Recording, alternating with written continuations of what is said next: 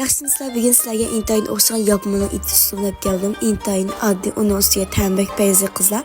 Neyim itisini bilmeyen cahit çokum itisini hep bekanlar. Keterlik materyallar boz aval göçte yer avalımız. Göçten sonra göç olsun, doğ göç olsun hemiz buldu. Seylerini özümüzden yaxşı görürsü asasen teyaravasak buldu. Ben doja adım azırak etip koydum. Seylerini şu video oşuz teyaravasak buldu. Hem de kazan may koyup may kızıma vakıtta. Gerisi avalımız şekerini arlaştırıp boğan deyken, kızıgan deyken. Mamışlar sirap papa çıkıldı. Hem de göçünü silip. Hem tuz bilen göçün için koralımız. Bunda kızak can yok koyuşumuzdan acitsiz mamışlar kızırdı. Hem de baş birazını nipes kılıp doğrap bunu müzik bırak çıkış koralımız. Hem de pemdur. Pemdur ne rolu olsa suyunu koyuq. Hem kızıl çıkardı. Hem tetik olsa avalımız. Benim şeker tetik olsa çoğun ustamdan daha penci tetik olsa. Tembek beyzi kızlarmış benim çocuğlarımız yatasanlar buldu. Çoğun ustamdan çoğunluk vade baş tetik olsamadım. Muştundan azrak sevdimiz.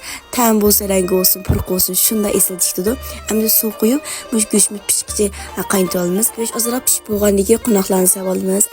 Hem de yanıyor sözlerini pek inçiken nipes doğurmayımız. Qilera qilib doğuralımız. Hem bunu nipes hep boğandaki bulduruğan xemirimizni tübe yep balımız. Xemir bulduruş intayın adli qızal şeker, tuz, xemir duruş yılmaz bilan xemirini yoğurup muş xemir bulğu jalat qo'yib qo'ysanglar. Muş xemir muştaq köpüde işkaz köpkendan keyin xemir nipesrak ichibilib tübege yazaq majlik balımız. Hem de qazonga bayam tujalını silib bilan bayam biz tayyorlagan xemirni tübe yep balımız. Xemirni 10 minutdan 15 minut alata çoğun o't bilan dümülvasaq buldu.